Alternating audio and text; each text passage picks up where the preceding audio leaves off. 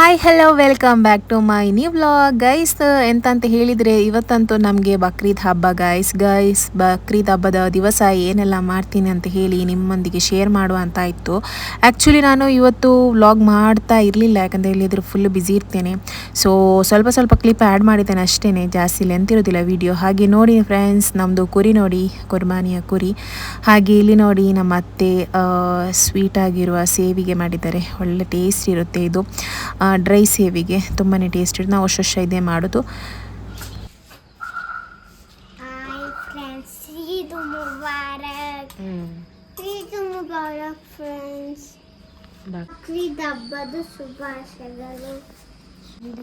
ಎಂತ ತಿನ್ನೋದಿದು?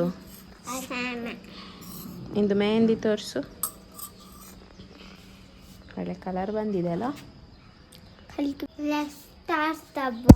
ಹಾಗೆ ಎಲ್ಲರೂ ನಮಾಜ್ಗೆ ಹೊರಡಿದ್ರು ಫ್ರೆಂಡ್ಸ್. ಯಾಕಂತ ಹೇಳಿದರೆ ಈ ಸಲ ಕುರ್ಬಾನಿ ಉಂಟಲ್ಲ, ಸೊ ಹಾಗೆ ಬೇಗ ಹೋಗಿ ನಮಾಜ್ ಮಾಡಿ ಮುಗಿಸಿ ಬಂದರೆ ಕುರ್ಬಾನಿ ಬೇಗ ಆಗುತ್ತಲ್ಲ. ಸೊ ಹಾಗಾಗಿ ಈ ವರ್ಷ ಬೇಗ ಹೋದರು ಇವರು. 7 o'clockಗೆ ಹೋದರು, ರೆಡಿ ಎಲ್ಲ ಆಗಿ. ಹಾಗೆ ನನ್ನ ಮಗ ನೋಡಿ, ಅವನು ಕೂಡ ರೆಡಿಯಾಗಿದ್ದಾನೆ. ಈ ಸಲ ಜುಬ್ಬ ಹಾಕಲಿಲ್ಲ ನಾನು.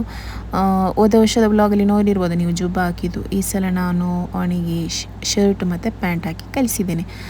ನಾವು ಇವತ್ತು ಬಿರಿಯಾನಿ ಮಾಡಬೇಕಲ್ಲ, ಸೊ ಹಾಗೆ ಬಿರಿಯಾನಿ ಮಸಾಲೆ ಮಾಡಲಿಕ್ಕೆ ಪುದೀನ ತೊಗೊಳ್ಳಿಕ್ಕೆ ಬಂದಿದ್ದೇವೆ. ನೋಡಿ, ನಮ್ಮ ಮನೆಯಲ್ಲಿ ಆಗೋದು ಫ್ರೆಶ್ ಪುದೀನ ಫ್ರೆಂಡ್ಸ್. ಮಾಷಾಲ್ಲ, ಅಷ್ಟುಂಟು ನೋಡಿ, ಒಳ್ಳೆ ರೀತಿಯೆಲ್ಲ ಆಗಿದೆ.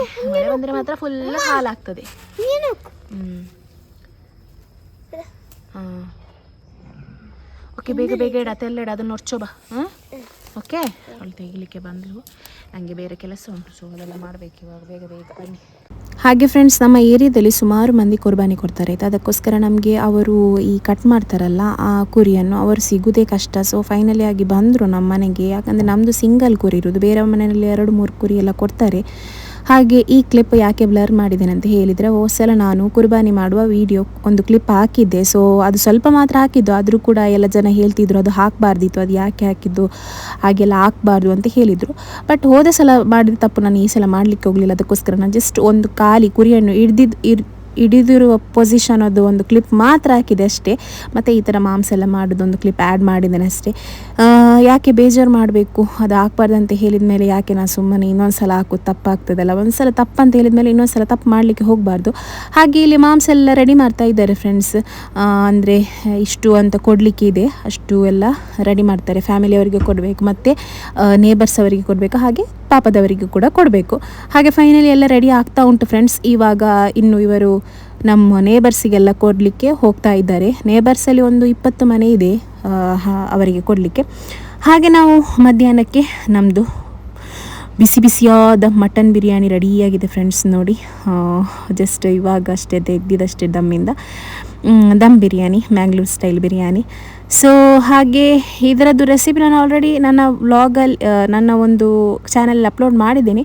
ಯಾರಿಗಾದರೂ ಬೇಕಿದ್ದರೆ ಕಾಮೆಂಟ್ ಸೆಕ್ಷನಲ್ಲಿ ಹಾಕಿ, ನಾನು ಇನ್ನೊಂದು ಸಲ ಬೇಕಾದರೆ ಅದರದ್ದು ಡೀಟೇಲ್ ಆಗಿ ನಾನು ಒಂದು ವಿಡಿಯೋ ಮಾಡಿ ಹಾಕ್ತೇನೆ. ಎಲ್ಲರಿಗೆ ಮಾಂಸ ಎಲ್ಲ ಕೊಟ್ಟು ಬಂದರು.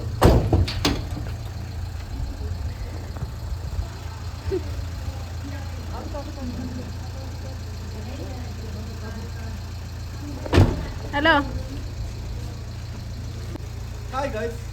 ನಾವು ಮಾಂಸ ಎಲ್ಲ ಕಟ್ ಮಾಡಿ ಎಲ್ಲ ಮನೆಗೆ ಪಾಪದವರು ಇರ್ತಾರೆ, ನಮ್ಮ 3 ಫ್ಯಾಮಿಲಿ ಡಿವೈಡ್ ಮಾಡಿಕೊಟ್ಟು ಅದೆಲ್ಲ ಈಗ ಮಾಂಸ ಎಲ್ಲ ಫಿನಿಶ್ ಮಾಡಿ ಬಂದಿದ್ದೀವಿ. ಈಗ ಸಮಯ ಊಟದ. ಹಾಗೆ ಊಟ ಎಲ್ಲ ಮುಗಿಸಿ ಇಲ್ಲಿ ಫೋಟೋ ಸೆಷನ್ ಆಗ್ತಾ ಉಂಟು. ಎಲ್ಲ ಫೋಟೋಶೂಟ್ ಮಾಡ್ತಾ ಇದ್ದೇವೆ, ಮಕ್ಕಳದ್ದು ಎಲ್ಲರದ್ದು. ಹಾಗೆ ನಮ್ಮದು ಅಷ್ಟು ಫೋಟೋಶೂಟ್ ಮಾಡಲಿಕ್ಕೆ ಆಗಲಿಲ್ಲ, ಸ್ವಲ್ಪ ಮಾತ್ರ ಫೋಟೋ ತೆಗೆದಿದ್ದು. ಈ ಒಂದು ಹಬ್ಬ ನಮಗೆ ಬಿಸಿ ಆಗಿರ್ತದೆ ಹಬ್ಬ. ಸೊ ಹಾಗೆ ಮಕ್ಕಳದೆಲ್ಲ ಫೋಟೋಶೂಟ್ ಮಾಡಿದೆ ಫ್ರೆಂಡ್ಸ್. ಹಾಗೆ ಗೈಸ್, ಇವತ್ತಿನ ವ್ಲಾಗ್ ನಾನು ಇಲ್ಲಿಗೆ ಏನು ಮಾಡ್ತಿದ್ದೀನಿ. ಇವತ್ತಿನ ವ್ಲಾಗ್ ನಿಮಗೆಲ್ಲರಿಗೂ ಇಷ್ಟ ಆದರೆ ಲೈಕ್ ಮಾಡಿ, ಶೇರ್ ಮಾಡಿ, ಸಬ್ಸ್ಕ್ರೈಬ್ ಮಾಡಿ ಅಂತ ಹೇಳ್ತಾ ಮುಂದಿನ ವ್ಲಾಗಲ್ಲಿ ಸಿಗ್ತೀನಿ. ಅಲ್ಲಿವರೆಗೂ ಟೇಕ್ ಕೇರ್, ಬಾಯ್.